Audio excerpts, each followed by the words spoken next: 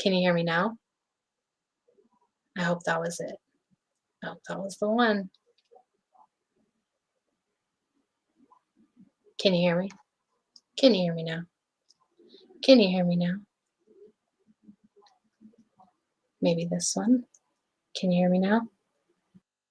What about that one? Oh, wait. Oh, the other one worked? One? Type a 1 if you can hear me. Give me a 1 if you can hear me.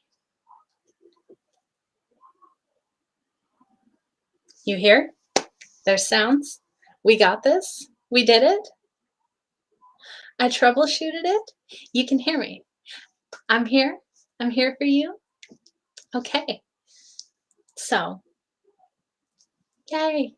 Praise the raise the roof. Yay. Okay. Well, awesome. Yeah, I don't normally use Restream, so I was unfamiliar with it a little bit. Anyway, like I was saying, hello and welcome to Storytime with Dottie.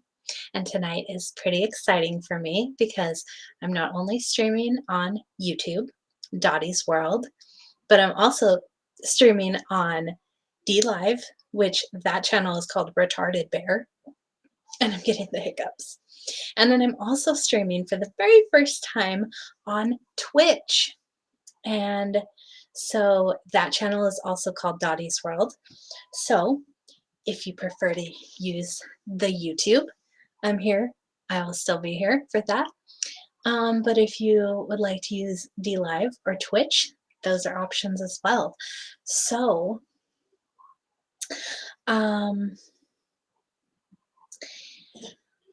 yeah, I would like to say for anyone who has not heard, Rob Skiba passed away earlier tonight. Apparently he went into cardiac arrest and they were not able to save him, and so he has unfortunately passed away. So my thoughts, prayers, and condolences go out to his family. I know that must be just absolutely awful to lose someone so important in your life like that. So yeah, very, very sad about that. I met him at the Dallas conference in 2019, and he's just been such a champion for the flat earth movement these past few years, and it's a devastating loss to our community. And so yeah, if you have anything good to say, prayers, any good thoughts, anything like that, send those to Rob Skiba's family, because I'm sure they're just devastated. So but yeah, so let's see, let me make sure that everything is running right. We're on Twitch. Yep, we're solid there. We're solid on Twitch. Good to go. Cool. And I don't have the links for them currently. I'll get them eventually. Just wanted to make sure that this was going to work. Nobody watching on DLive. Okay, cool. So it looks like everybody's still on the YouTubes. So hello to Elizabeth Borison, Eric DeLeon, and Kirk. Hello to all of you. Welcome. Good evening. Sue Finelli, team leader, legend. Awesome. Okay. So, if you are new to my channel, I do a story time every Wednesday night at 8 p.m.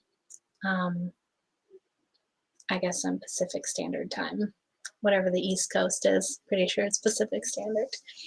But yeah, 8 p.m. we do story time.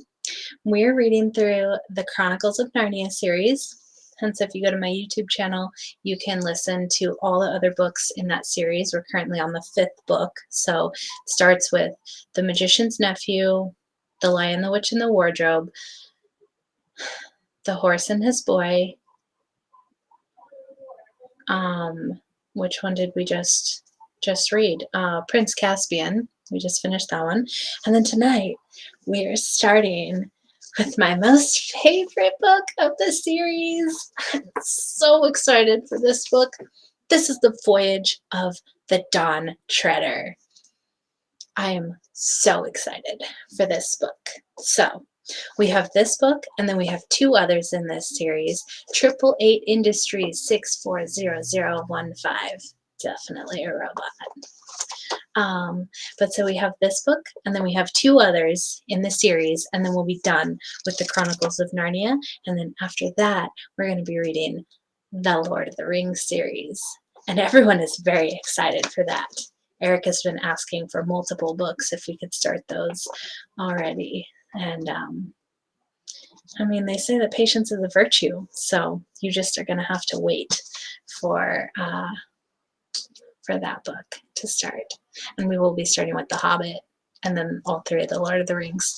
So I'm very excited for those. Still shake my head. Yeah, I mean, you're not going to convince me that that name isn't a robot, because it just makes me think like anytime that anyone is referred to by a number or like a jumble of letters in like any movie, just like that's clearly a robot name. So yeah, I hope that everyone is doing awesome, and we're going to get started with The Voyage of the Dawn Treader. Look at that book. Isn't it beautiful? Oh, it's such a good story. And I got a picture for you all. I know how you love pictures. There's a map, which it's probably...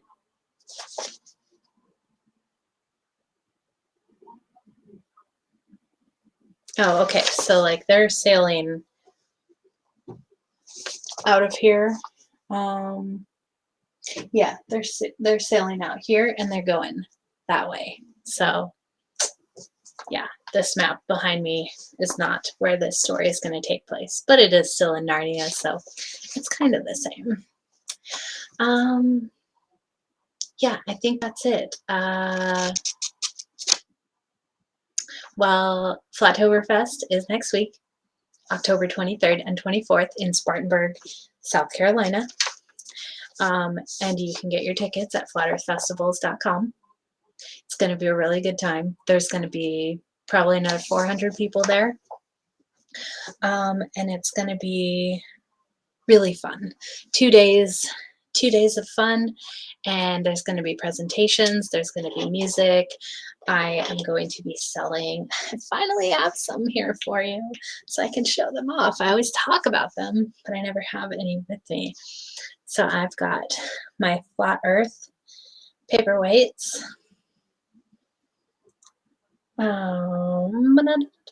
Angles are so hard on streams.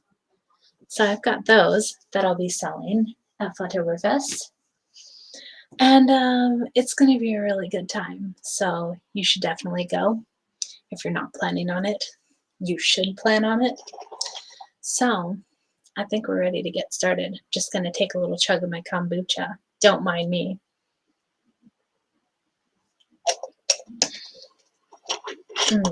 That's good. Pineapple kombucha. Excellent. Pure excellence. So, are we ready to get this thing going? Let's do it. Let's do it. I'm so excited. I hope you're excited. The Voyage of the Dawn Treader. Chapter 1. The Pitcher in the Bedroom. There was a boy called Eustace Clarence Scrubb, and he almost deserved it. His parents called him Eustace Clarence, and masters called him Scrubb. I can't tell you how his friends spoke to him, for he had none. He didn't call his father and mother, but Harold and Alberta. They were very up-to-date and advanced people. They were vegetarians, non-smokers, and teetotalers, and wore a special kind of underclothes. In their house there was very little furniture, and very few clothes on beds, and windows were always open. It already sounds awful. Eustace Clarence liked animals, especially beetles, if they were dead and pinned on a card. He liked books if they were books of information and had pictures of grain elevators or of fat foreign children doing exercises in model schools. Give me one sec, let me see if this. Oh, okay, so that would show the chat on the screen. Okay. I'm just like playing with buttons because I am not used to Restream and I am not used to. Oh, now I see it. In the chat, it shows Kirk's over there on D Live. Most people are on YouTube. Okay, I see it. I get it. I see you now. I get it. I understand. This was not nearly as scary as I thought it was going to be. I thought it was going to be a really bad time, but surprisingly, it was not that bad. So shout out to Restream for helping the technologically disastrous people like myself. Eustace Clarence disliked his cousins, the four Pevensies, Peter, Susan, Edmund, and Lucy, but he was quite glad when he heard that Edmund and Lucy were coming to stay. For deep down inside him, he liked bossing and bullying, and though he was a puny little person who couldn't have stood up even to Lucy, let alone Edmund, in a fight, he knew that there are dozens of ways to give people a bad time if you are in your own home and they're only visitors. I'm here too. I'm everywhere and nowhere. Well, I mean, that's the way to be, Kirk. That's how you do it. Just be everywhere and nowhere all at once. Pineapple kombucha refined. Haven't seen any in weeks. Well, that's just ridiculous. There was plenty at Walmart today when I was there. And I made sure to get one because I no longer work there. So I don't have the chance to buy one like every day. Give him a fix kombucha. Oh, I got a little picture for you of Eustace. Looks like a little jackass. Oh, we're having a good time. We're having a good time. Edmund and Lucy did not at all want to come and stay with Uncle Harold and Aunt Alberta, but it really couldn't be helped. Father had got a job lecturing in America for 16 weeks that summer, and Mother was to go with him because she hadn't had a real holiday for 10 years. Peter was working very hard for an exam, and he was to spend the holidays being coached by old Professor Kirk, in whose house these four children had had wonderful adventures long ago in the war years. If it had still been in that house, he would have had them all to stay. But he had somehow become poor since the old days and was living in a small cottage with only one bedroom to spare. It would have cost too much money to take the other three all to America, and Susan had gone. Grown-ups thought her the pretty one of the family, and she was no good at schoolwork, though otherwise very old for her age, and Mother said she would get far more out of a trip to America than the youngsters. Edmund and Lucy tried not to grudge Susan her luck, but it was dreadful having to spend the summer holidays at their aunt's. Professor Kirk, yeah, except he has an E at the end of his name. But if you remember the first book, yeah, with Diggory and Polly, Diggory grew up to be Professor Kirk. So, yeah, his uncle Andrew was the professor in The Magician's Nephew, and then in the next books, Professor Kirk was Diggory. So, fun fact for y'all. E at the end, what a nerd. Yeah, I know. Well, he's like British, so that explains it. That explains it. But it's far worse for me, said Edmund, because you'll at least have a room of your own, and I shall have to share a bedroom with that record stinker, Eustace. The story begins on an afternoon when Edmund and Lucy were stealing a few precious minutes alone together, and of course they were talking about Narnia, which was the name of their own private and secret country. Most of us, I suppose, have a secret country, but for most of us it is only an imaginary country. Edmund and Lucy were luckier than other people in that respect. Their secret country was real. They had already visited it twice, not in a game or in a dream, but in reality. They had got there, of course, by magic, which is the only way of getting to Narnia. And a promise, or very nearly a promise, had been made them in Narnia itself that they would someday get back. You may imagine that they talked about it a good deal when they got the chance. Yes, Professor Kirk, yes, you've up-leveled, Kirk. Good for you. They were in Lucy's room, sitting on the edge of her bed and looking at a picture on the opposite wall. It was the only picture in the house that they liked.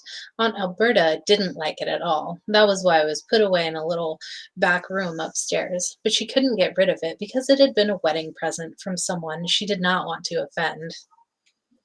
It was a picture of a ship sailing straight toward you. Her prow was gilded and shaped like the head of a dragon with wide open mouth. She had only one mast and one large square sail, which was a rich purple. The sides of the ship, what you could see of them, were the gilded wings of the dragon ended. Where the gilded wings of the dragon ended were green.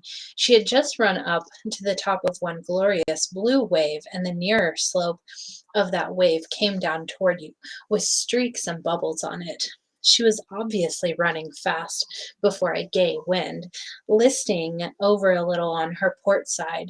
By the way, if you're going to read this story at all, and if you don't know already, you had better get it into your head that the left of a ship when you are looking ahead is port and the right is starboard. All the sunlight fell on her from that side, and the water on that side was full of greens and purples. On the other it was darker blue from the shadow of the ship. The question is, said Edmund, whether it doesn't make things worse looking at a Narnian ship when you can't get there. Even looking is better than nothing, said Lucy, and she is such a very Narnian ship. Still playing your old game, said Eustace Clarence, who had been listening outside the door and now came grinning into the room. Last year, when he had been staying with the Pevensies, he had managed to hear them all talking of Narnia, and he loved teasing them about it. He thought, of course, that they were making it all up, and as he was far too stupid to make up anything himself, he did not approve of that. Sounds like a little shit. You're not wanted here, said Edmund curtly. I'm trying to think of a limerick, said Eustace, something like this. Some kids who played games about Narnia got gradually balmier and balmier. Well, Narnia and balmier don't rhyme to begin with, said Lucy. It's an assonance, said Eustace. Don't ask him what an assy thingummy is, said Edmund. He's only longing to be asked. Say nothing and perhaps he'll go away. Barbara Zena Bear, hello, what's going on? Hello and welcome. Most boys, on meeting a reception like this, would either have cleared out or flared up. Eustace did neither. He just hung about grinning and presently began talking again. Do you like that picture? He asked. For heaven's sake, don't let him get started about art and all that, said Edmund hurriedly, but Lucy, who was very truthful, had already said, yes, I do, I like it very much. Thank you, Barbara. Yeah, I was having a very rough couple of days earlier this week. For anyone who saw my live stream the other night when I was not having a good time at all. I ended up deleting that live stream because I was just like crying through most of it. Anyway, I decided I needed to pick me up, so I colored my hair, and I'm loving it. I'm really loving it. It was definitely a a good change to bring forth, especially right before going to South Carolina. I thought, fresh hair would just be that would just be the ticket. So I thank you for noticing. And I actually did my makeup today, and yeah, I'm just like actually more put together than I normally am on the live stream. Though I'm still wearing my leggings, so I'm like fancy, fancy up here, but I'm comfy all over. So now you know my secret. It's a rotten picture, said Eustace. You won't see it if you step outside, said Edmund. Why don't you like it? Why do you like it? Said Eustace to Lucy. Well, for one thing, said Lucy, I like it because the ship looks as if it looks as if it was really moving, and the water looks as if it was really wet, and the waves look as if they were really going up and down. Of course, Eustace knew lots of answers to this, but he didn't say anything. The reason was that at that very moment he looked at the waves and saw that they did look very much indeed as if they were going up and down. He had only once been in a ship, and then only as far as the Isle of Wight, and had been horribly seasick. The look of the waves in the picture made him feel sick again. He turned rather green and tried another look. And then all three children were staring with open mouths. What they were seeing may be hard to believe when you read it in print, but it is almost as hard to believe when you see it happening. The things in the picture were moving. It didn't look at all like a cinema either. The colors were too real and clean and out of doors for that. Down went the prow of the ship into the wave, and up went a great shock of spray, and then up went the wave behind her, and her stern and her deck became visible for the first time, and then disappeared as the next wave came to meet her, and her bows went up again. At the same moment, an exercise book, which had been lying beside Edmund on the bed, flapped, rose, and sailed through the air to the wall behind them, and Lucy felt all her hair whipping round her face as it does on a windy day. And this was a windy day, but the wind was blowing out of the pitcher toward them. And suddenly, with the wind, came the noises, the swishing of waves and the slap of water against the ship's sides, and the creaking and the overall high, steady roar of air and water. But it was the smell, the wild, briny smell, which really convinced Lucy that she was not dreaming. Stop it, came Eustace's voice, squeaky with fright and bad temper. It's some silly trick you two are playing. Stop it. I'll tell Alberta. Ow! The other two were much more accustomed to adventures, but just exactly as Eustace Clarence said ow, they both said ow too. The reason was that a great cold salt splash had broken right out of the frame, and they were breathless from the smack of it, besides being wet through. I'll smash the rotten thing, cried Eustace, and then several things happened at the same time. Eustace rushed toward the pitcher. Edmund, who knew something about magic, sprang after him, warning him to look out and not to be a fool. Lucy grabbed at him from the other side and was dragged forward, and by this time either they had grown much smaller or the pitcher had grown bigger. Eustace jumped to try to pull it off the wall and found himself standing on the frame. In front of him was not glass, but real sea. And wind and waves rushed up to the frame as they might to a rock. He lost his head and clutched at the other two who had jumped up beside him.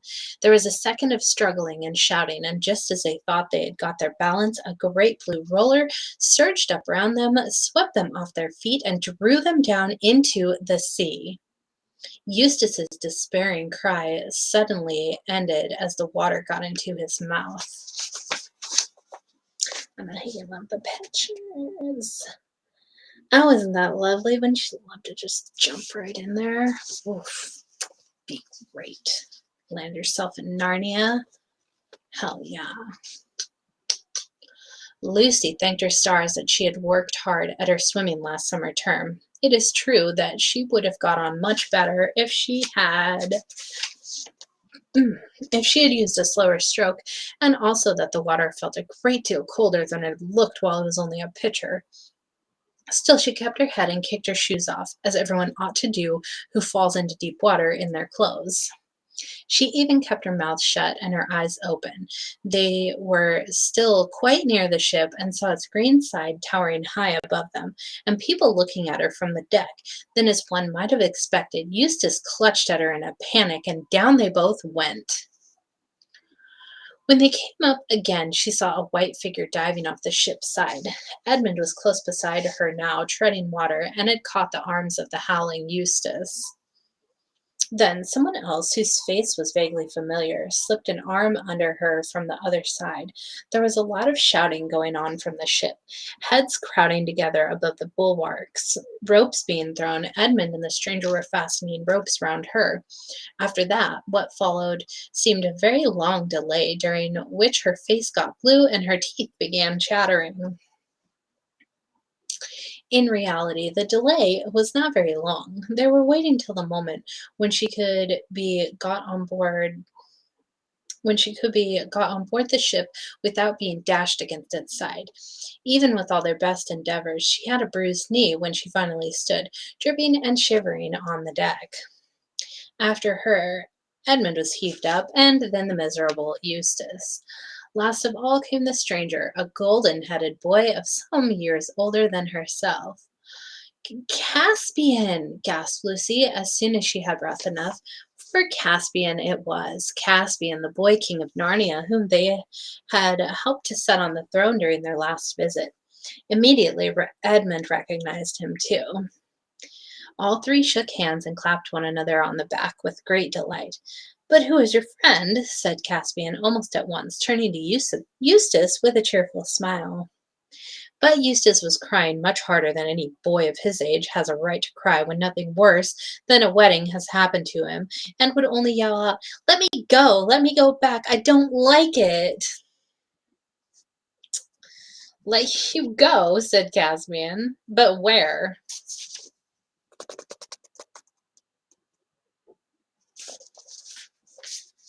Oh, Eustace is in for it.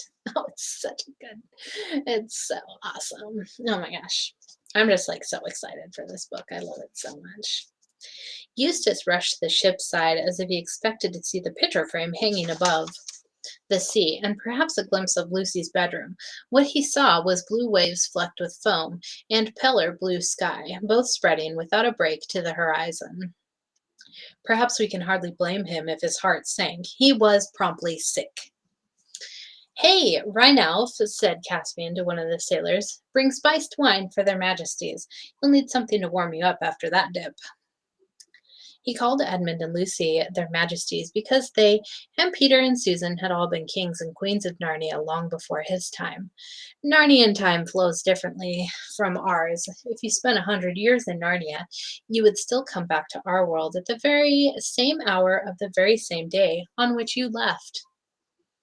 And then, if you went back to Narnia after spending a week here, you might find that 1,000 Narnian years had passed, or only a day, or no time at all. You never know till you get there. Consequently, when the Pevensey children had returned to Narnia last time for their second visit, it was for the Narnians as if King Arthur came back to Britain, as some people say he will, and I say the sooner the better. Reinalf returned with the spiced wine, steaming in a flagon and 4 silver cups. It was just what one wanted, and as Lucy and Edmund sipped it, they could feel the warmth going right down to their toes. But Eustace made faces and spluttered and spat it out, and was sick again, and began to cry again, and asked if they hadn't any Plumtree's vitaminized nerve food, and could it be made with distilled water, and anyway he insisted on being put ashore at the next station. Making demands of a king. Oh, child, please. Child, please.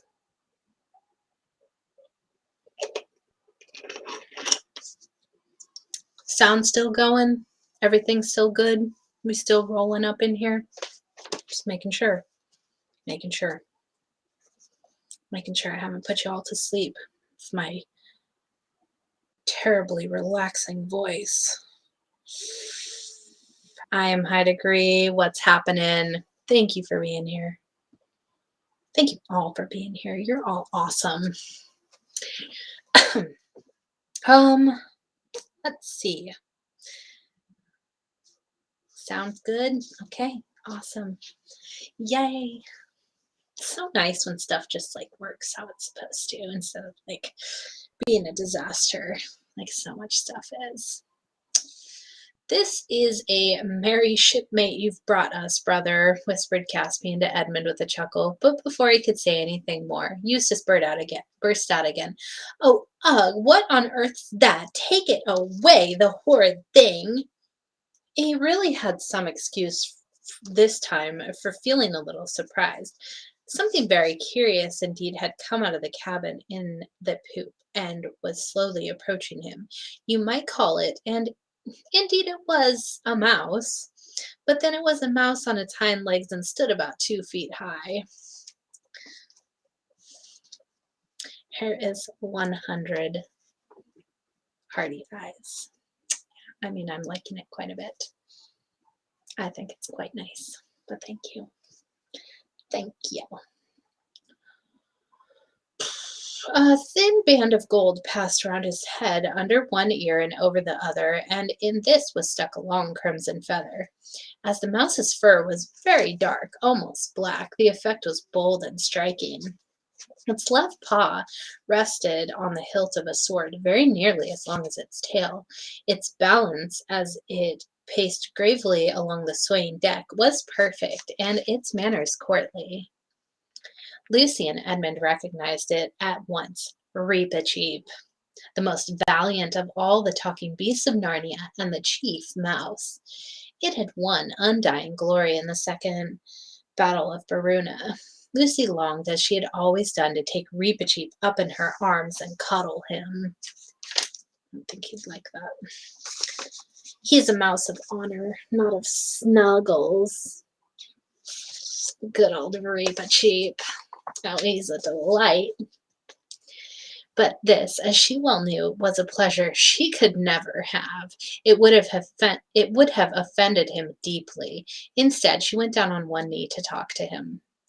Reepicheep put forward his left leg, drew back his right, bowed, kissed her hand, straightened himself, twirled his whiskers, and said in his shrill, piping voice, "My humble duty to your majesty, and to King Edmund too," here he bowed again, "nothing except your majesty's presence was lacking to this glorious venture."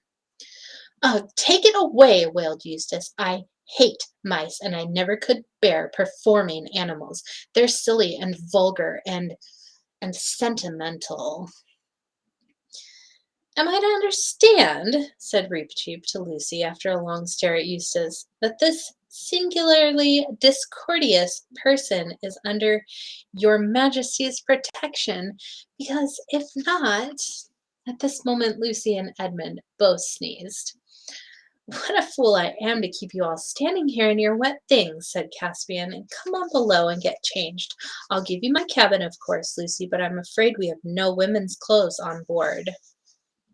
"You'll have to make do with some of mine. Lead the way, Reepicheep, like a good fellow." "To the convenience of a lady," said Reepicheep. "Even a question of honor must give way, at least for the moment." But here he looked very hard at Eustace. But Caspian hustled them on, and in a few minutes Lucy found herself passing through the door into the stern cabin. She fell in love with it at once. The 3 square windows. Oh my gosh, these hiccups. Okay.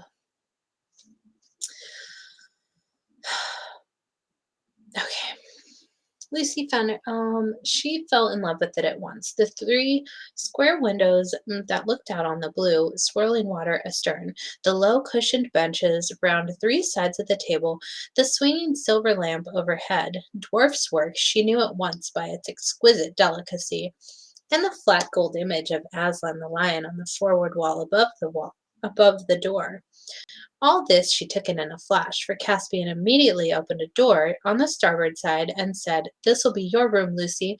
I'll just get some dry things for myself." He was rummaging in one of the lockers while he spoke. and then leave you to change. If you'll fling your wet things outside the door, I'll get them taken to the galley to be dried.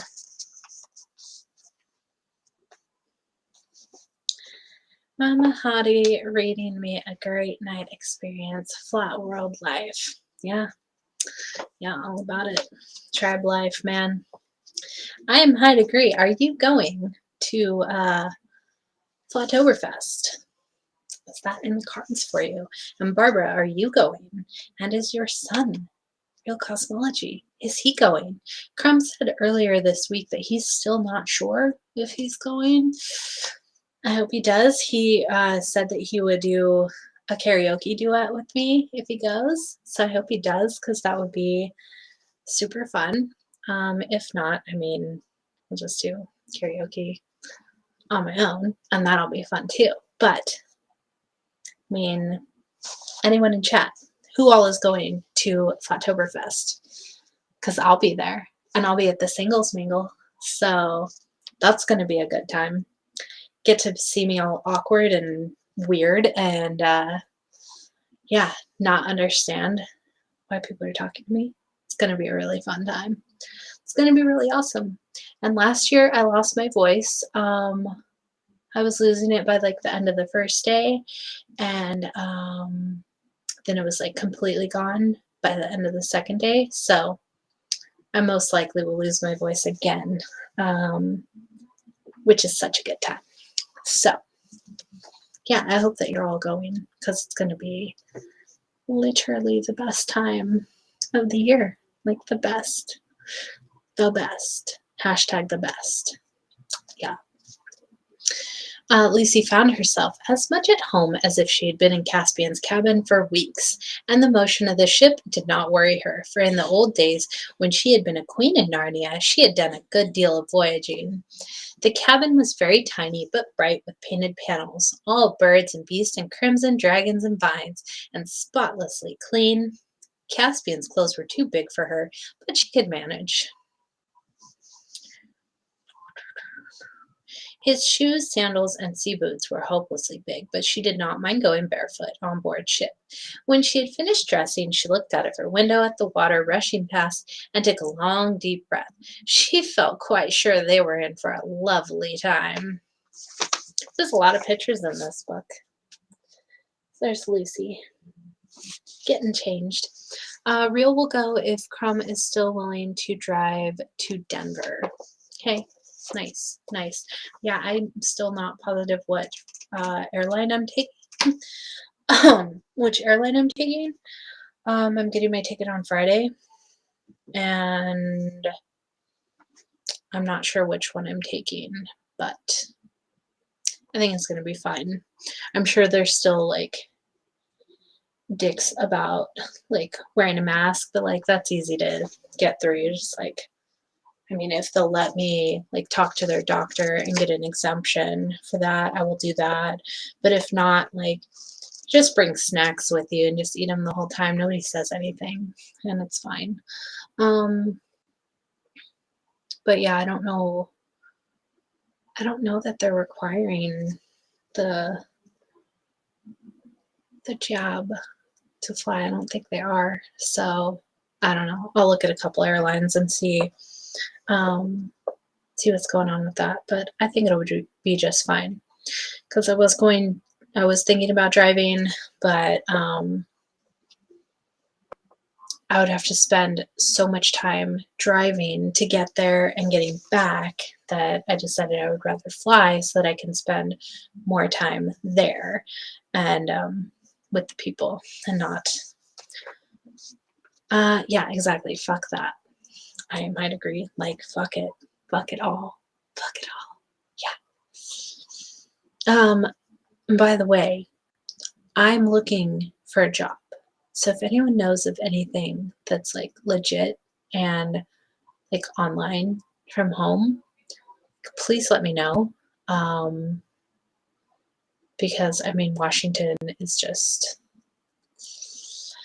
it's full of insanity and ridiculousness. And so, yeah, it's kind of hard to find something that isn't awful around here for work. So if you know of something online for me to do, please let me know.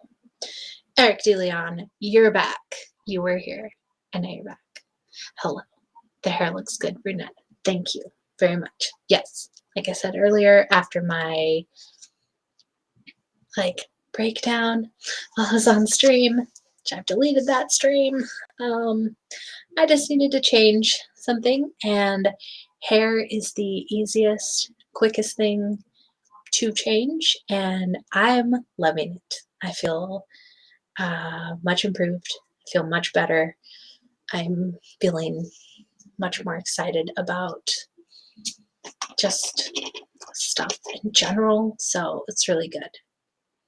Fans only, yeah, you know, that's always an option, but I just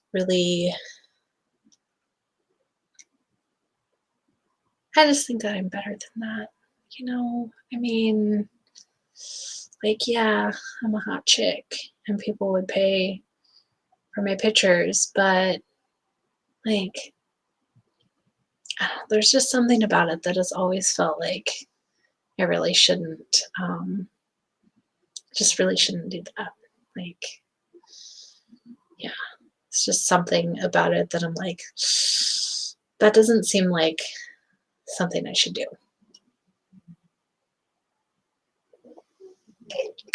So, y'all cannot buy my feet pictures. I'm sorry. Yeah, some reason, so I've been making TikTok videos, and I've noticed that, what is fans only, or is that an app? It's called OnlyFans, and well, I mean, I think they just banned explicit content, so now you can't sell naked things or whatever, but it's where just girls mostly go on there and they sell, pictures of themselves or videos or whatever. It's basically like a sex worker site where, I mean, you can set your own rules on there, so you can do whatever you want, but yeah, most people use it to sell nudes and whatnot. And yeah, there's a shit ton of money to be made in it, but there's just something about it that I'm like, I just really think that's not a good idea for me. So I'd much rather do typing, a typing at home job. I think that would be better. Yeah, better. Or yeah.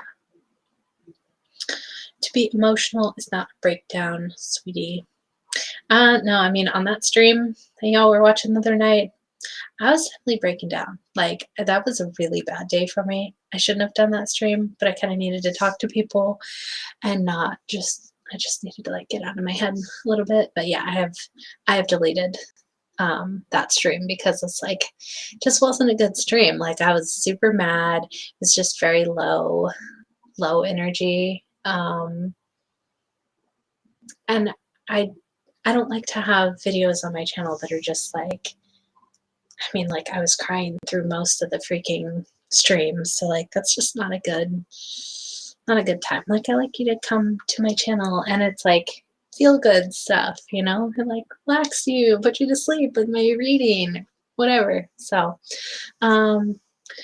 prostitution, lol, no, please don't. Yeah, definitely not gonna do that. Spread the truth, yes. I actually was thinking there is a flat earth TikTok video that I was going to make. Oh, and that's what I was saying, as I've been making TikTok videos, and they actually really, really help my mood swings, because they can do something really funny and just, I don't know, most of my videos are funny and goofy and whatever, but it really does help when you're depressed if you can make other people laugh or make yourself laugh or whatever.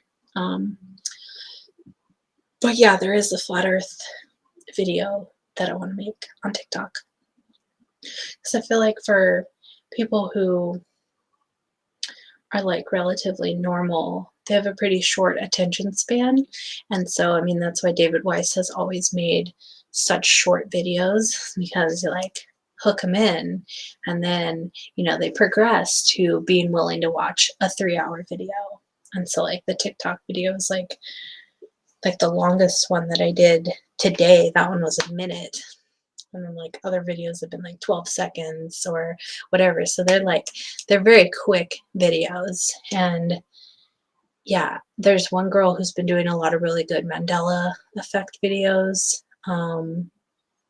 Yeah, she does those really good. So yeah, I do have an idea for a flat earth video that I need to do. I just have to find the sound for it and think of what I'm going to say, whatever. And you were too beautiful for that garbage. Yeah, no. I mean, if I had not found like flat earth and my love for our creator, I would probably be perfectly okay with like selling pictures or doing something like that. But since I have found a love for a creator, I just feel like he would not want me to like disgrace myself, you know? Just don't. There's just really something. Delete TikTok? How dare you? How dare you? Don't tell me what to do. I like TikTok a lot. It's really fun. And like it's really easy to make videos on there. So I don't know. Build more domes? Yes. Yes, indeed. I am planning on that. When I get back from South Carolina, I am planning on like focusing a lot more time on building my domes, my paperweights. Look at them, aren't they cool? Aren't they fun? Because yeah, I need to like stop like trying to make a ton of them like right before I go to conferences. Like I need to like just have a constant stash of them made, because then I can really take the time on them and like do improvements if they need to be improved, or you know, stuff like that. So yeah, I need to make them steadily throughout the whole year instead of just like a bunch of them right before an event. So I think that would be a much better option, because then I can really think about how to improve them and make them next level.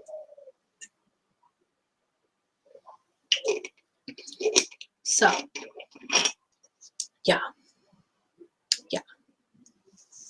that's where I'm at right now. Give me 1 second.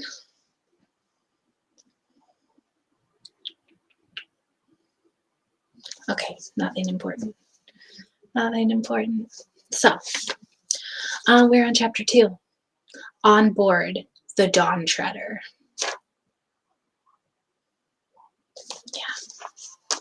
Yeah. Love them, honestly, one of a kind, bring in the next level. Yes, yes, indeed. Indeed.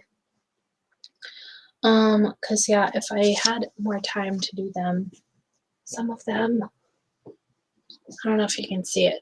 So like, you see the picture perfectly clear, and then see how it like fades out. That happened because I was trying to rush them, and some of them, the picture got burned. So if you look at it dead on like that, you can still see the picture. But if it's sitting like this, it like blanks out. It's like a mirage or something. And that was just because I was rushing. So if I just like do them consistently and I'm not like feeling like I have to rush them, I feel like they'll be way better.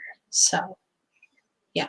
And I would also like to get like maybe find some different maps, or just I want to find some better beads for like the sun and the moon. Yeah, I mean there's ways to improve them. So just have to think about it and like not feel so rushed to do it. because you can't really like change a design when you're in a rush for it. Like you need to think about that, contemplate it, cogitate over it. Just, yeah, think of how to improve them. So that's what I'll be working on for show. For show. Anyway, chapter 2. Aha, there you are, Lucy, said Caspian. We were just waiting for you. This is my captain, the Lord Drinian. A dark-haired man went down on one knee and kissed her hand. The only others present were Reepicheep and Edmund. Zulu 1, what's happening? I love you. I'm on Rockfin. We're talking about Rob Skiba. Are you streaming, Zulu, or who's streaming? Who's on there? Yeah, I still just, man, I really can't believe that Rob passed away. Like, I thought that he was going to pull through this, and,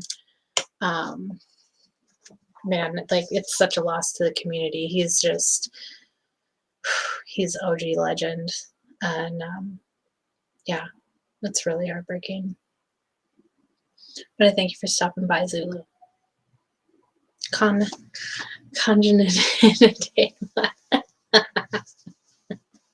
I know, it's a big word for you. It's difficult. Yeah.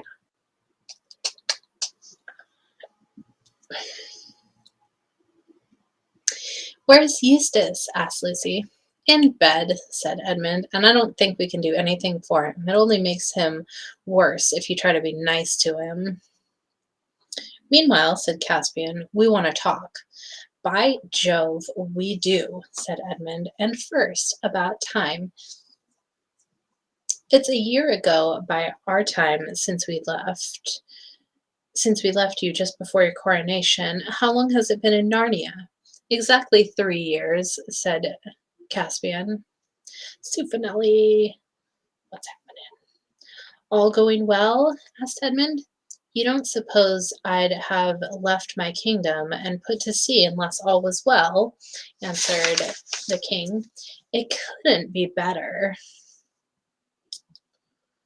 There's no trouble at all now between Telmarines, dwarfs, talking beasts, fauns, and the rest, and we gave those troublesome giants on the frontier such a good beating last summer that they pay us tribute now. And I had an excellent person to leave as regent while I'm away. Trumpkin, the dwarf, you remember him?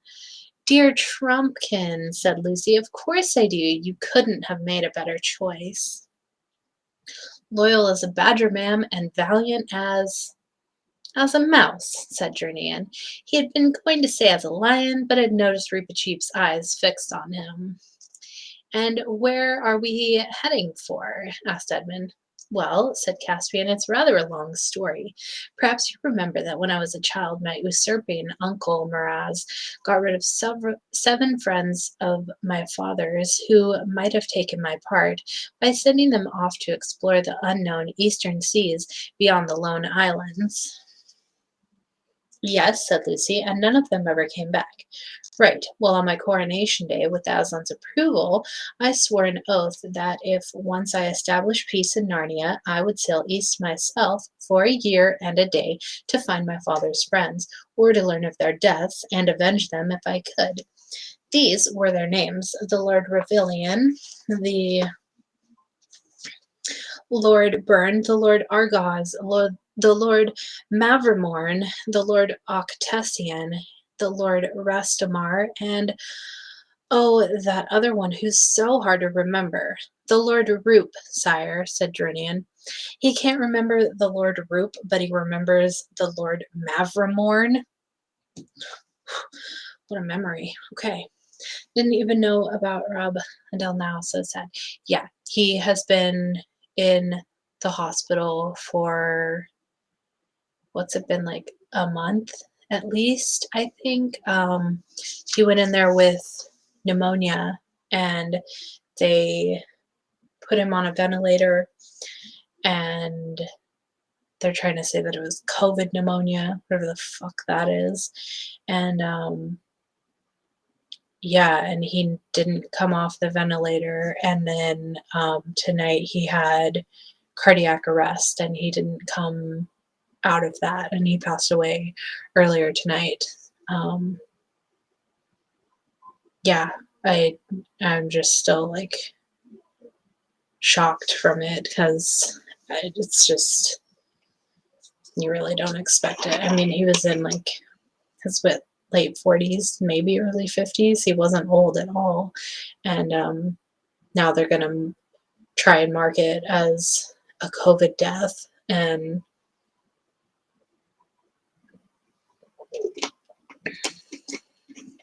yeah, it's a great loss to the community, because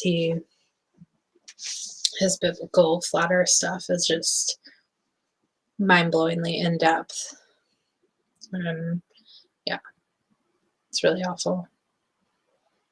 Yeah, it's super sad. Like, it's terrible, because it's quite the agenda that they're putting us under currently.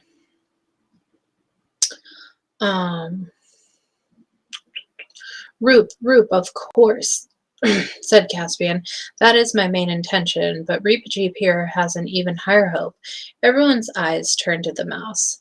As high as my spirit, it said, though perhaps as small as my stature. Why should we not come to the very eastern end of the world, and what might we find there? I expect to find Aslan's own country. It is always from the east, across the sea, that the great lion comes to us. I say that is an idea, said Edmund in an odd voice. But do you think, said Lucy, Aslan's country would be that sort of country? I mean, the sort you could ever sail to? Kirk, you changed your name to Professor Kirk. Oh my God, stop. That is... that is funny. Oh, and you even changed it to with the E. That is so funny. Just crushing. He helped me wake up to flat earth. He was a champion. He woke up so many people. Biblical flat earth. It's good stuff. Oh, I feel like I'm gonna sneeze. Finally noticed. Yeah, I did.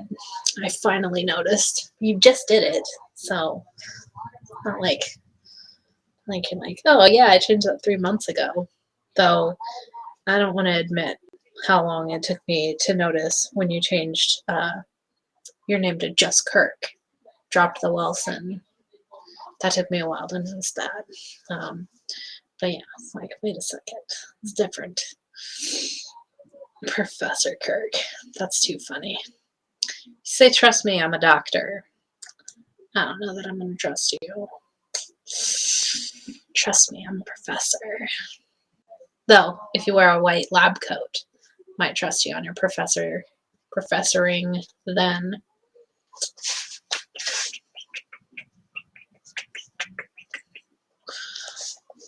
The lion comes across the sea.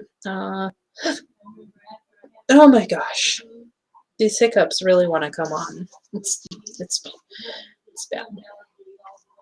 I say that is an idea, said Edmund in an odd voice. But do you think, said Lucy, Aslan's country would be that sort of country? I mean, the sort you could ever sail to?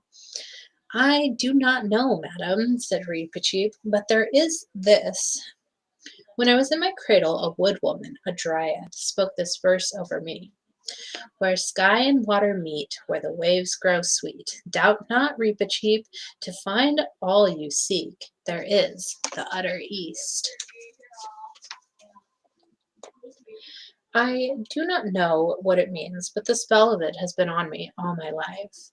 After a short silence, Lucy asked, And where are we now, Caspian? The captain can tell you better than I, said Caspian. So Drinian got out his chart and spread it on the table. Fuck Captain Kurt. Captain Kirk?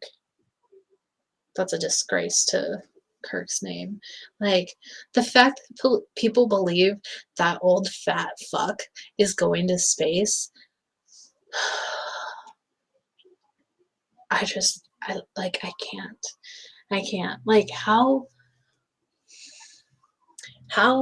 blind and ridiculous are people to believe that they're sending a 90-year-old guy into space? Give me a break. Like, if you believe that, we I don't know how we can be friends. I don't know how it can possibly work because I mean, I just can't even, like, the fact that anyone thinks that someone that age could survive the alleged speeds and G's and all that you'd have to be under to go to what they claim is space. I mean, it's a joke.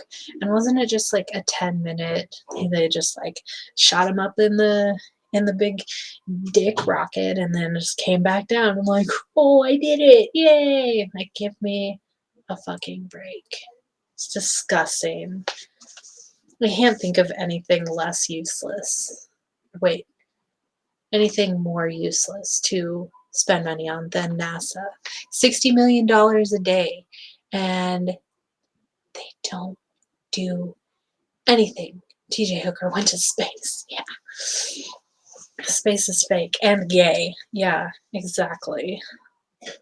Like, it's insanity. I mean, it's been over 50 years since the alleged moon landing, and we don't have a base on the moon. We don't even have a camera on the moon. And anytime they go back to the moon, they give us these shitty, terrible pictures. Like, I've got a stunning camera on my shitty ass phone. Stunning camera. $60 million a day. NASA can't just do anything. They do nothing but give us CGI.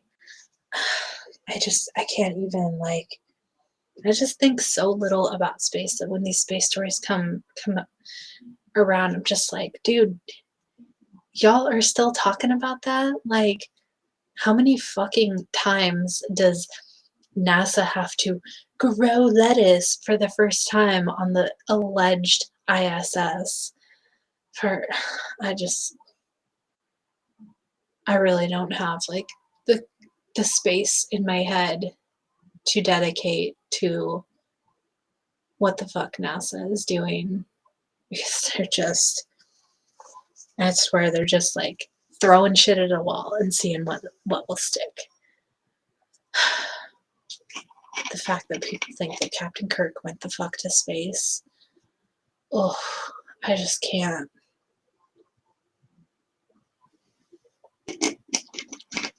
Yeah, exactly. We're living among the sleeping. And some of these motherfuckers, like, they don't want to wake up. They don't want to take the red pill. They want to just stay in the Matrix and live in their fake fucking world and just like, oh, just tell me where to stand at the grocery store, Daddy. Like, please don't be mean to me. Don't like, oh, don't hurt me. Like, oh my God. Yeah. Anyway, Captain Kirk didn't go to space. Nobody went to space. Space is fake and gay, so. And if you like my rants, you can donate to my channel. And I'll rant even more. So, P.O. Box 1598, Shelton, Washington, 98584. PayPal.me/Finding Dottie. And Cashapp $Dottiesdomes. If you pay me, I will rant. I will rant even more. I will rant for free. But there's that. And the people, if anybody finds me on Twitch or DLive, they're just gonna like hop in and be like, what's she talking about? She's just going for it. She's fucking getting it done. But we'll see. I mean, how is Twitch even? Like, I've literally never streamed on there, never been on there at all. I know you can get lemons on DLive, and I know that Twitch has some kind of currency. Oh, look at that. I got 10 lemons from Kirk Wilson on on D Live. That's exciting. Let's see what's going on Twitch. Let's see what's happening on Twitch. I literally don't even know anything about. Oh, chat. The people, if anybody finds me on Twitch or D Live, they're just gonna like hop in, like. Sound off. No, we don't want sound. Okay. Okay. Granted moderator privileges to. It looks like there's nobody in chat on Twitch, which that's fine. There's someone watching. 2 people watching. That's cool. I don't know. Like, I have no idea about anything on Twitch, but Twitch better than delete TikTok. You better stop hating on TikTok, okay? Like, if you haven't been on there, you don't get to knock it till you try it. Even if space was what they say it is, he still didn't go to space. It's so ridiculous. Yeah, exactly. They put an old fat fuck in a big dick and sent him nowhere. Whoop-de-doo. Like, what is my Twitch handle? It's Dottie's World. So it's all one world, and it looks like it's all lowercase on Twitch. This is the first time I've ever streamed on Twitch. And Kirk Wilson, there you are. You really are everywhere. Look at you. Look at you go. And ooh, look at this. Let's see.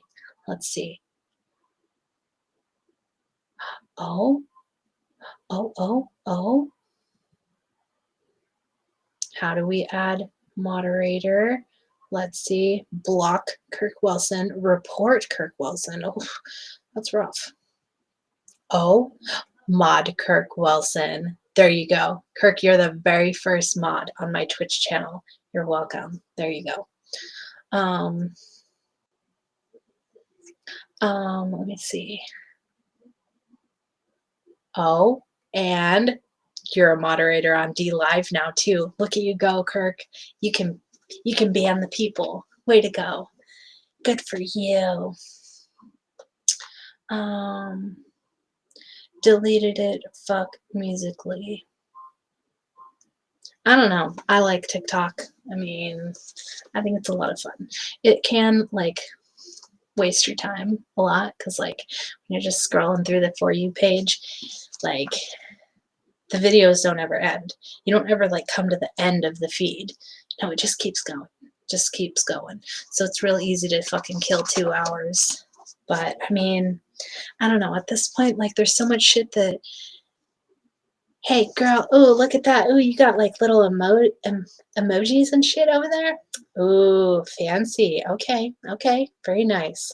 Yeah, I'll figure out Twitch, but it was not nearly as scary or like as hard as I thought it would be to like stream on multiple platforms, stuff like that. And I figured like YouTube is never going to let me monetize my channel, and so I mean eventually I'm probably going to say something that gets my channel banned on YouTube.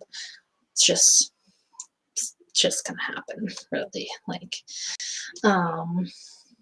and so I figured I needed to diversify, go elsewhere, and Twitch and D Live, you can donate to the channel at any time. You don't need a certain amount of subscribers, you don't need permission, and you don't need all the shit to have people donate to the channel. So I figured, there's no sound on Twitch? Oh, you know what? That's probably because... There we go.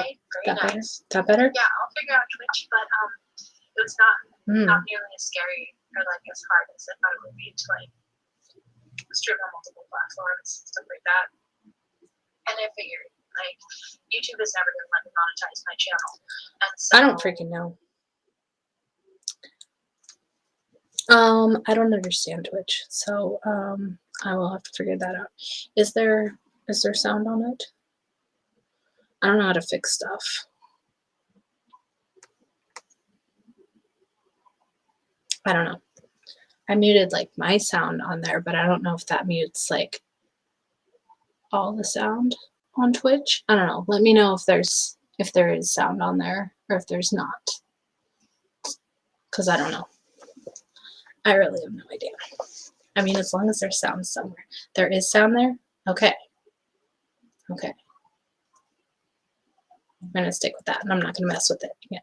I'll probably do like a test stream over there, just kind of like playing with buttons and whatnots. We could stream on Twitch. Yeah, I remember your daughter doing her gaming videos on there, so that's super awesome.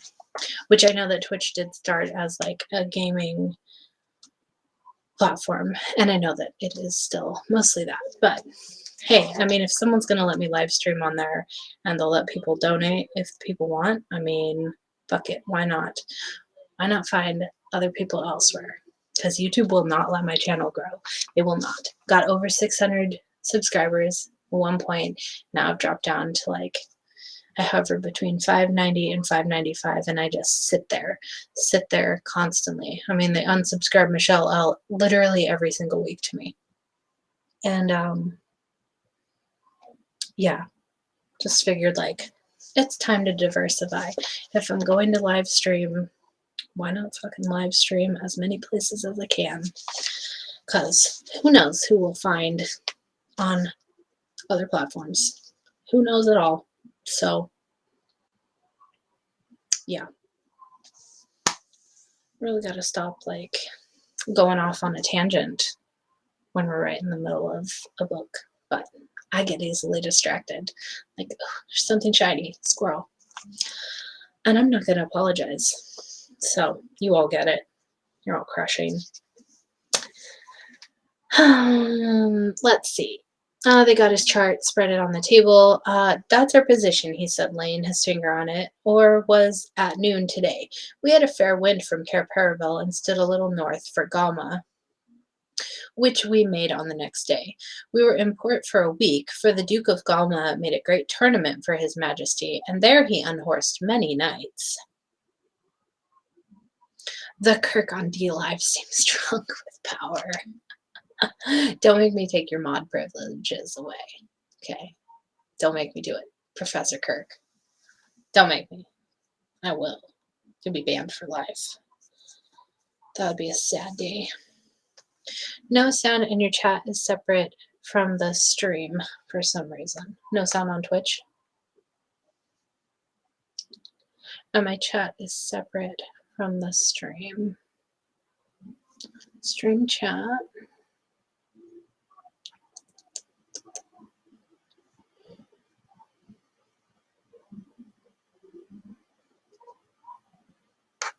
I don't know. I really don't. Twitch Kirk is delusional. Yeah, that would not surprise me. I'll probably do like a test stream on Twitch. Maybe tomorrow, just like playing with it and seeing how that works. Because I have no idea. Literally just made an account tonight and then threw it on there. Just slapped that in there and we'll go with it. So whatever. It's all good. Like, it's all good. You're all where you need to be. We'll get it figured out. We're having a good time. We're having a good time.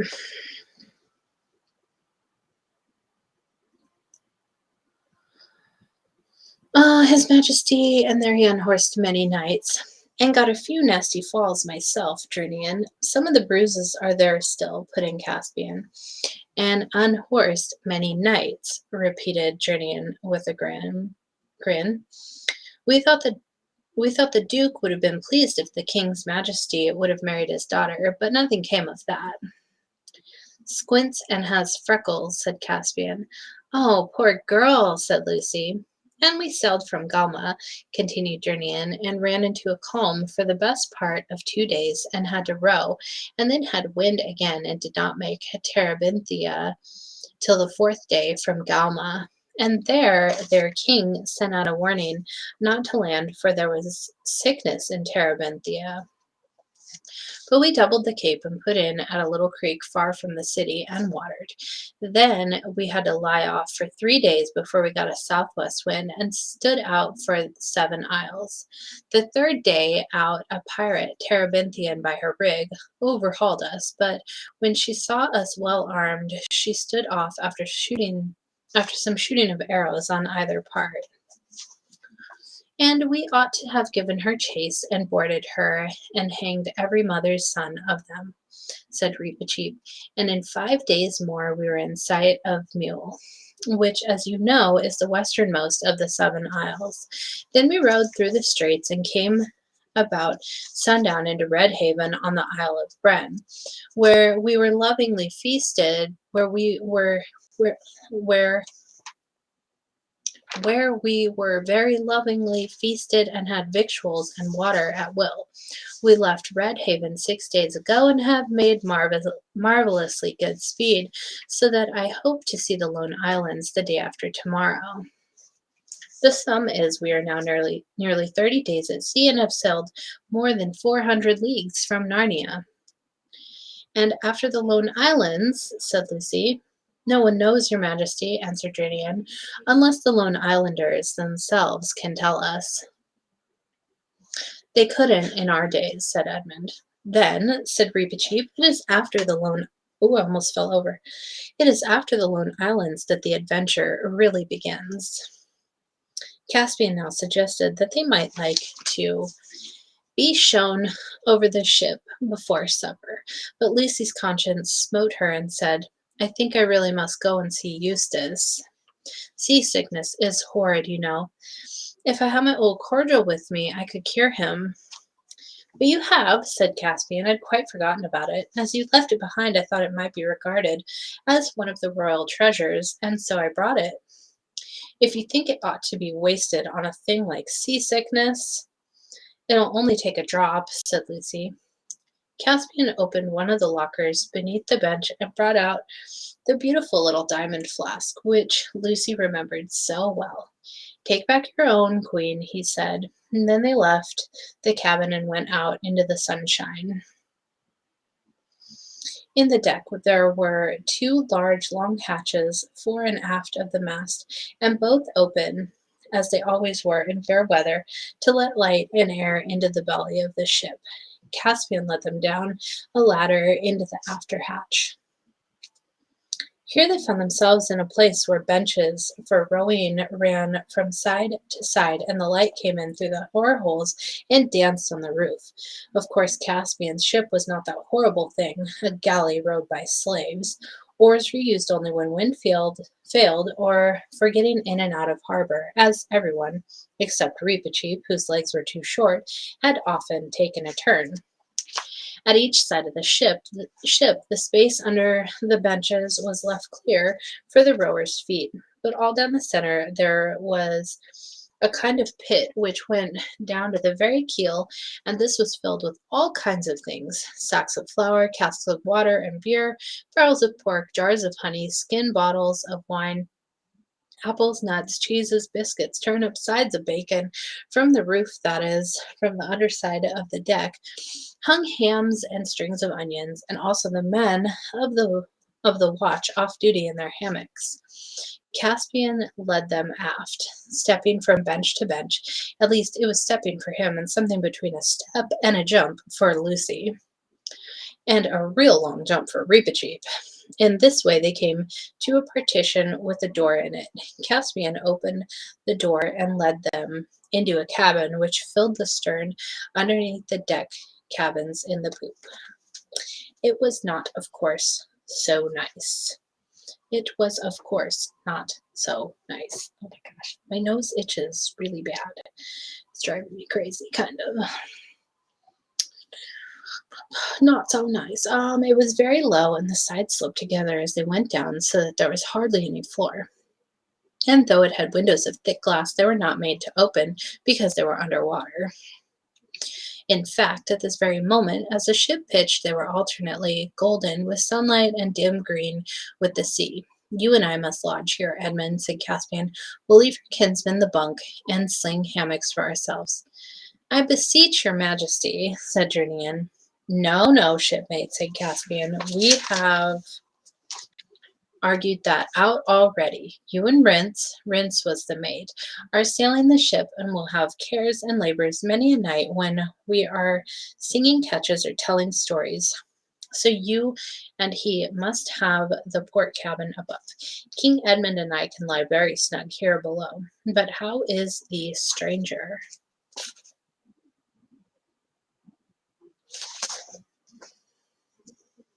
How indeed.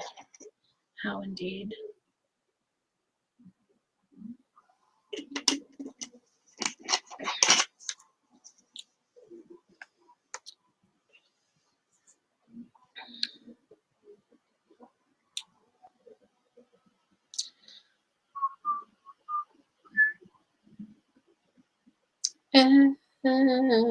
Da, da, da, da, da. Da, da, da, da, da. Do, do, do, do, do. Is there a sound on D Live? And is there still no sound on Twitch? Because I don't know. I have no idea. Neither account. Eustace was very green in the face, scowled, and asked whether there was any sign of the storm getting less. But Caspian said, "What storm?" And Drinian burst out laughing. "Storm, young master," he roared. "This is as fair weather as a man could ask for." "Who's that?" said Eustace irritably. "Send him away. His voice goes through my head." "I've brought you something that will make you feel better, Eustace," said Lucy. "Oh, go away and leave me alone," growled Eustace. But he took a drop from her flask, and though he said it was beastly stuff, the smell in the cabin when she opened it was delicious. "You have sound on Twitch and DLive." "Oh, well, that's great. That's awesome." Everyone is crushing. Hey, I love the hair, by the way. Nice. Thank you, Zulu One. Thank you. Yay, sound in the chat is good too. Awesome. Yay. I love it when shit works right. Makes me so happy inside. So yeah, Zulu, if you don't know, I am also streaming on DLive and Twitch. So if you don't want to be on the YouTubes, there are other options now for Dottie's World. Though on DLive, I'm Retarded Bear. Because I made that channel when Owen switched over to DLive, and at this point I'm like, I don't want to change my channel name. So I'm sticking with Retarded Bear. Because that is one of my alter egos anyway, so whatever. Blah, blah, blah, blah.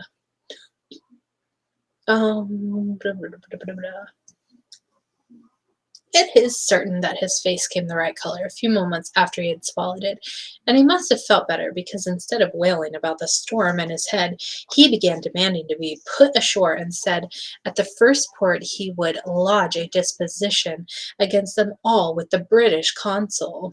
But when Reepicheep asked what a disposition was and how you lodged it, Reepicheep thought it was some new way of arranging a single combat.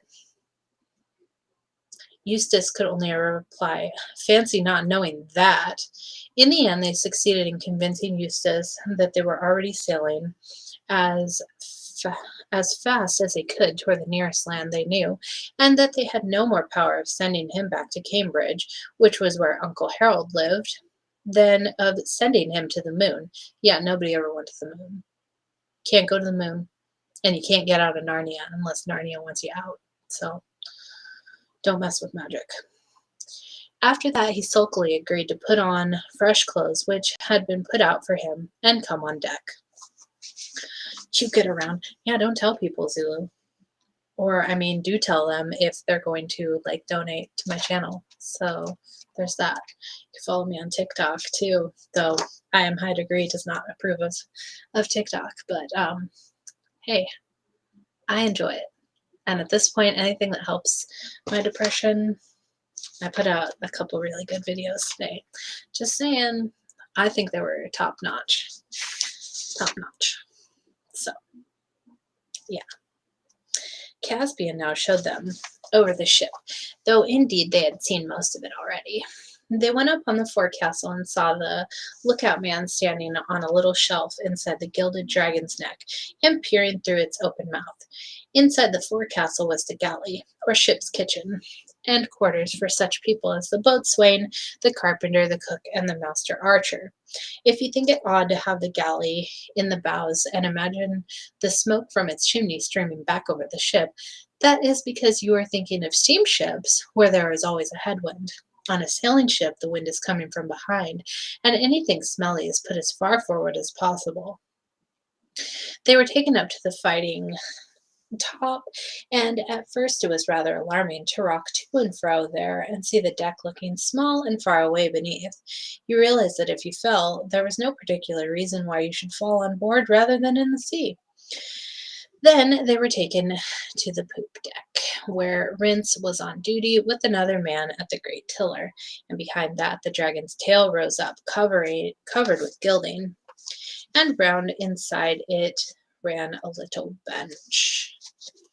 The name of the ship was Dawn Treader. She was only a little bit of a thing compared to one of our ships, or even with the cogs, dromons, carracks, and galleons which Narnia had owned when Lucy and Edmund had reigned there under Peter as the High King, for nearly all navigation had died out in the reigns of Caspian's ancestors.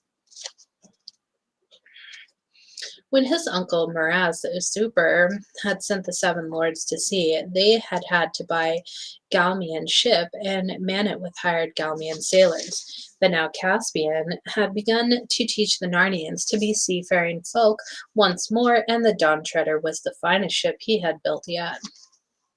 She was so small that forward of the mast there was hardly any deck room between the central hatch and the ship's boat on one side and the hen coop. Lucy fed the hens on the other. But she was a beauty of her kind, a lady, as sailors say, her lines perfect, her colors pure, and every spar and rope and pin lovingly made. Eustace, of course, would be pleased with nothing, and kept on boasting about liners, motorboats, and aeroplanes and submarines, as if he knew anything about them, muttered Edmund. But the other two were delighted with the Dawn Treader, and when they returned aft to the cabin and supper, and saw the whole western sky lit up with the immense crimson sunset, and felt the quiver of the ship, and tasted the salt on their lips, and thought of unlands on the eastern rim of the world, Lucy felt that she was almost too happy to speak. What Eustace thought had best be told in his own words, for when they all got their clothes back dried next morning, he at once got out a little black notebook and a pencil and started to keep a diary. He always had this notebook with him and kept a record of his marks in it, for though he didn't care much about any subject for its own sake, he cared a great deal about marks, and would even go to people and say, "I got so much, what did you get?" But as he didn't seem likely to get many marks on the Dawn Treader, he now started a diary. This was his first entry. August 7th. Have now been 24 hours on this ghastly boat, if it isn't a dream. All the time a frightful storm has been raging. It's a good thing I'm not seasick. Huge waves keep coming in over the front, and I've seen the boat nearly go under any number of times. All the others pretend to take no notice of this, either from swank or because Harold says one of the most cowardly things ordinary people do is to shut their eyes to facts. It's madness to come out into the sea in a rotten little thing like this, not much bigger than a lifeboat. And of course, absolutely primitive indoors. No proper saloon, no radio, no bathrooms, no deck chairs. I was dragged all over it yesterday evening, and it would make anyone sick to hear Caspian showing off his funny little toy boat as if it was the Queen Mary. I tried to tell him what real ships are like, but he's too dense. E and L, of course, didn't back me up. I suppose a kid like L doesn't realize the danger, and E is buttering up C, as everyone does here. They call him a king. I said I was a Republican, but he had to ask me what that meant. He doesn't seem to know anything at all. Needless to say, I've been put in the worst cabin of the boat, a perfect dungeon. And Lucy has been given a whole room on deck to herself, almost a nice room compared with the rest of this place. C says that's because she's a girl. I tried to make him see what Alberta says, that all that sort of thing is really lowering girls, but he was too dense. Still, he might see that I shall be ill if I'm kept in that hole any longer. E says we mustn't grumble because C is sharing it with us himself to make room for L. As if that didn't make it more crowded and far worse. Nearly forgot to say that there is also a kind of mouse thing that gives everyone the most frightful cheek. The others can put up with it if they really like, but I shall twist his tail pretty soon if he tries it on me. The food is frightful, too. Eustace is a bitchy little fruit. Yes. Yes, he is indeed. He's terrible. He's so bad. And it's so funny what happens to him. Oh, I can't even wait. It's so funny. It's so good. This is definitely this one's always been my favorite in the series. I've been looking forward to it since we started this series, so I'm just gonna love it. The trouble between Eustace and Reepicheep arrived even sooner than might have been expected. Before dinner next day, when the others were sitting round the table waiting, being at sea gives one a magnificent appetite. Eustace came rushing in, wringing his hand and shouting out, "That little brute has half killed me. I insist on it being kept under control. I could not bring an action against you, Caspian. I could order you to have it destroyed." At that same moment, Reepicheep appeared. His sword was drawn and his whiskers looked very fierce, but he was as polite as ever. "Ask your pardons all," he said, "and especially Her Majesty's. If I had known that he would take refuge here, I would have awaited a more reasonable time for his correction." "What on earth's up?" said Edmund. What had really happened was this. Reepicheep, who never felt that the ship was getting on fast enough, loved to sit on the bulwarks, far forward, just beside the dragon's head, gazing out at the eastern horizon, and singing softly in his little chirruping voice the song the dryad had made for him. He never held on to anything, however the ship pitched, and kept his balance with perfect ease. Perhaps his long tail hanging down to the deck inside the bulwarks made this easier. Everyone on board was familiar with this habit, and the sailors liked it because when one was on lookout duty, it gave one somebody to talk to. Exactly why Eustace had slipped and reeled and stumbled all the way forward to the forecastle, he had not yet gotten his sea legs, I never heard. Perhaps he hoped he would see land, or perhaps he wanted to hang about the galley and scrounge something. Anyway, as soon as he saw that long tail hanging down, and perhaps it was rather tempting, he thought it would be delightful to catch hold of it, swing Reepicheep round by it once or twice upside down, then run away and laugh. At first, the plan seemed to work beautifully.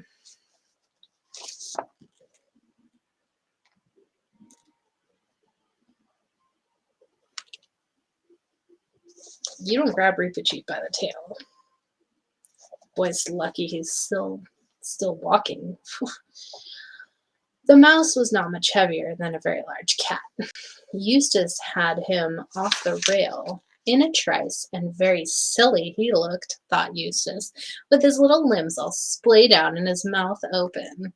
But unfortunately, Reepicheep, who had fought for his life many a time and never lost his head even for a moment, nor his skill. It is not very easy to draw one's sword when one is swinging round in the air by one's tail, but he did. And the next thing Eustace knew was 2 agonizing jabs in his hand, which made him let go of the tail. And the next thing after that was that the mouse had picked itself up again as if it were a ball bouncing off the deck, and there it was facing him, and a horrid, long, bright, sharp thing like a skewer was waving to and fro within an inch of his stomach. This doesn't count as below the belt for mice in Narnia because they can hardly be expected to reach higher. Stop it, spluttered Eustace. Go away. Put that thing away. It's not safe. Stop it, I say. I'll tell Caspian. I'll have you muzzled and tied up. He's quite the little asshole. Why do you not draw your own sword, poltroon? Cheeped the mouse. Draw and fight, or I'll bleat you black and blue with the flat. I haven't got one, said Eustace. I'm a pacifist. I don't believe in fighting. Oh, disgusting. What kind of guy doesn't believe in fighting? Oh, never gonna stand up for your lady's honor. Oh, disgusting. Do I understand, said Reepicheep, withdrawing his sword for a moment, speaking very sternly, that you do not intend to give me satisfaction? I don't know what you mean, said Eustace, nursing his hand. If you don't know how to take a joke, I shan't bother my head about you. Then take that, said Reepicheep, and that, to teach you manners, and the respect due to a knight, and a mouse, and a mouse's tail.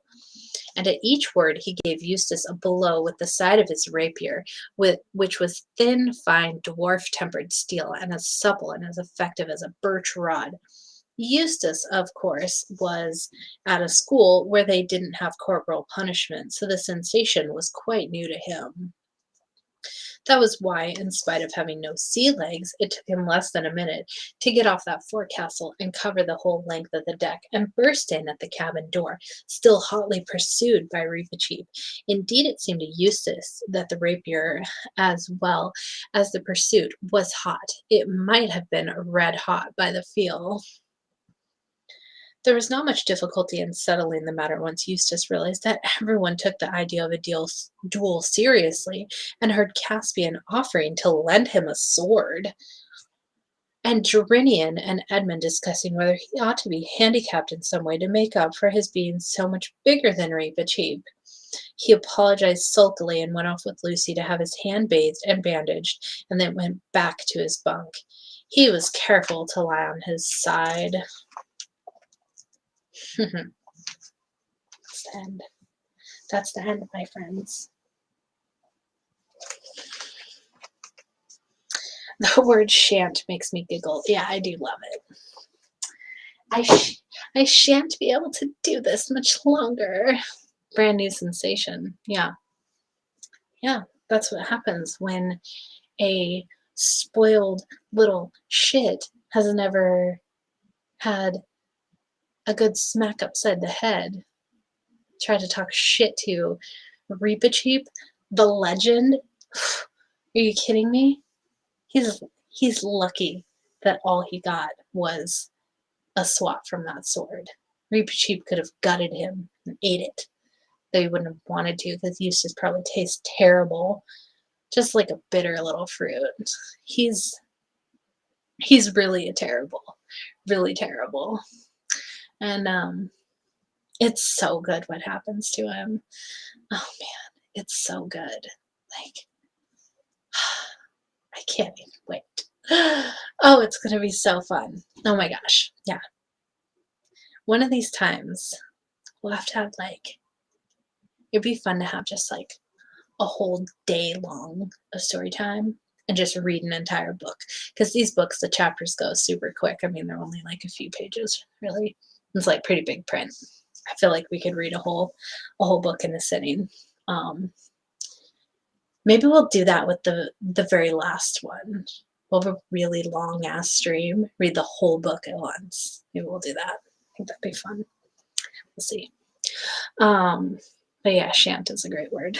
And the reason that people have started saying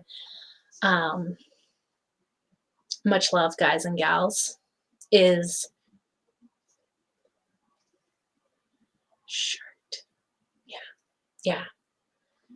It's like shan't, replaced the N with R. Yeah. But yeah, the reason that people say much love, guys and gals, is because of me and because of these books. Because I started saying gal when I was reading these books, and then Zulu started saying gal. So what's funny about me is if I like you as a female, um, you'll be my gal friend.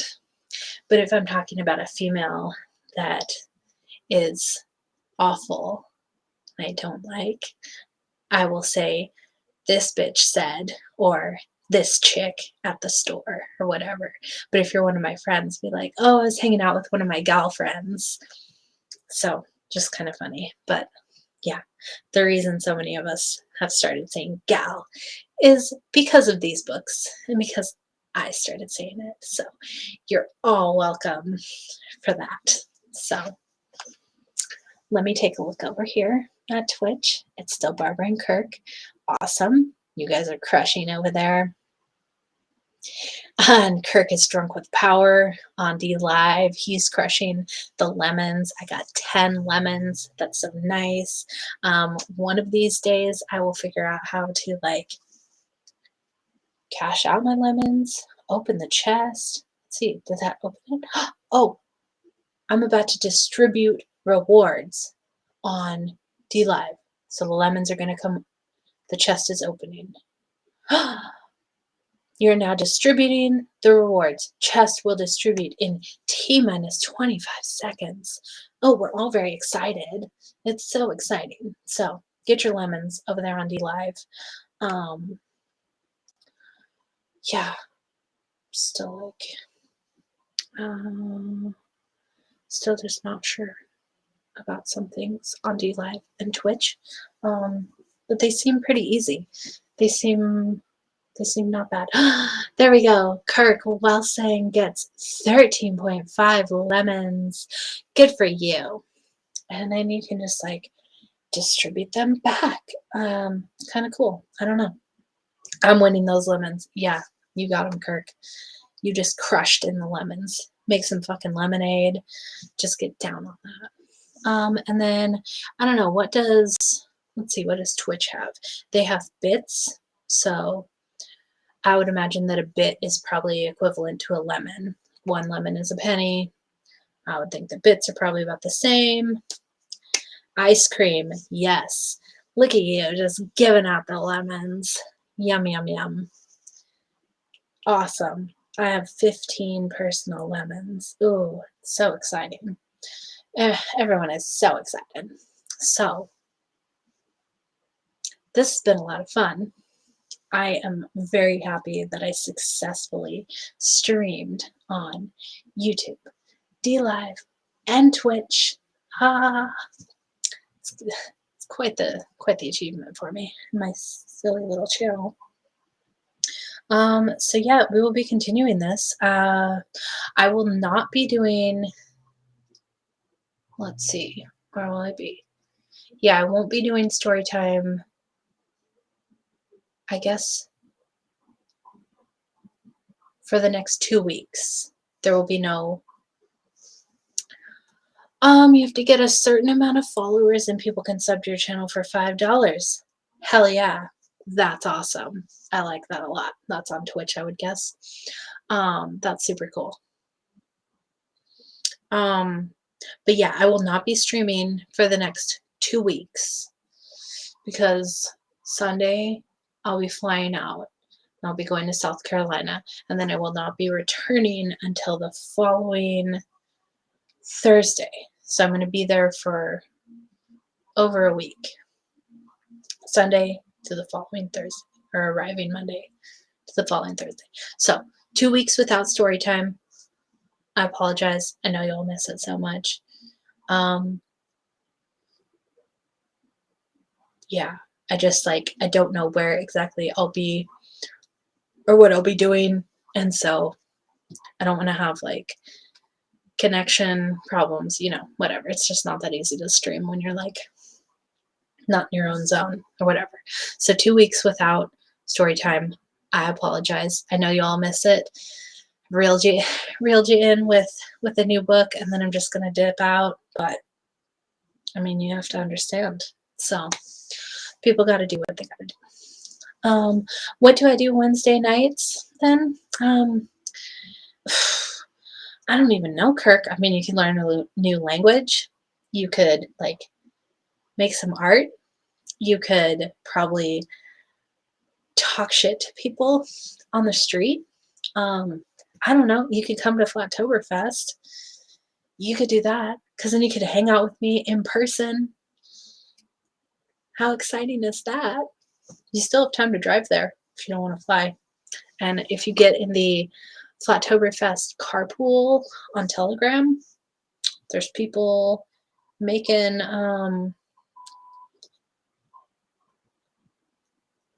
making carpool plans. Wow, my brain just like, you guys saw it. My brain just melted there for a second. So let's see. Yeah. FlatEarthFestivals.com. Get your tickets to Flattoberfest. It's going to be October 23rd and 24th in Spartanburg, South Carolina. There's a singles mingle. You have to email Karen B to get in that. I will be there. It's going to be exciting. My ankle bracelet won't allow me to leave my front porch. Rough times. Don't forget to get your salsa at www.imperiosalsa.com. Don't forget to get yourself and your friends the Flat Earth, Sun, Moon, and Zodiac Clock app.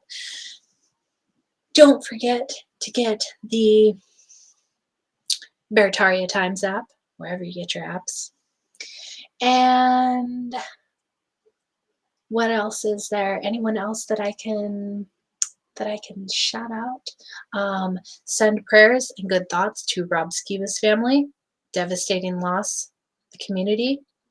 And if you would like to donate to me and my channel, P.O. Box 1598, Shelton, Washington, 98584, paypal.me/finding Dottie, that's Dottie, and Cashapp, $Dottiesdomes, Allison Briscoe. What's happening?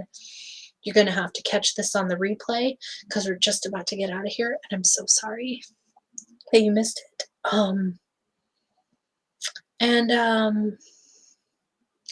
Yeah, so 2 weeks from tonight, I think that'll be November. I think we're going to be into November then. Let me bring up the calendar. Let's see. 2 weeks from tonight.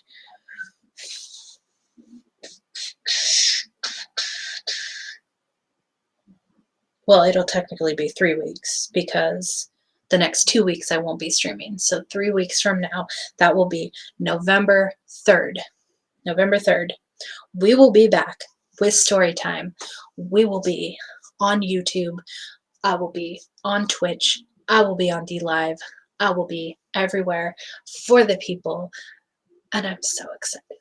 So let me go through and give some shout outs before I get out of here. And I'm so excited that multi-streaming worked for me. Oh, it's so nice. You don't even know. You don't even know. Makes me feel successful as a live streamer. Oh, there's a little dot right there that I can click on. Oh, wait, there was... No, maybe that was just on the other thing. Oh, wait, maybe right there? Nope. I was trying to see if I could, like, see specific participants, but it won't let me do it. It's just being an asshole. Anyway, we're going to scroll through. Hello to Allison Briscoe, my love. Barbara Zena Bear, crushes. Professor Kirk, amazing name. 888 Industries 640015, definitely a robot. Fact checked it. Fact checked it, bitches. La la la la la. I know that Zulu One was here. I know that Sue Finale was here. I know that Eric DeLeon was here. You can all have a shout out because I know that you were here, and I know you'll be here eventually. I am High Degree. Hello. Good night. La la la la. Okay, I think that's it. I think that's it. Okay, so I will see you people next week at Flattoberfest. Party over here. party over there, actually, or wherever over there is South Carolina. Party is not going to be here. But super excited to see everyone. So it's going to be great. Yeah, I really think that's it. So I love you all. Much love to my favorite guys and gals. And I'll see you all on the flat side. So keep it real. And much love. Okay. Bye-bye.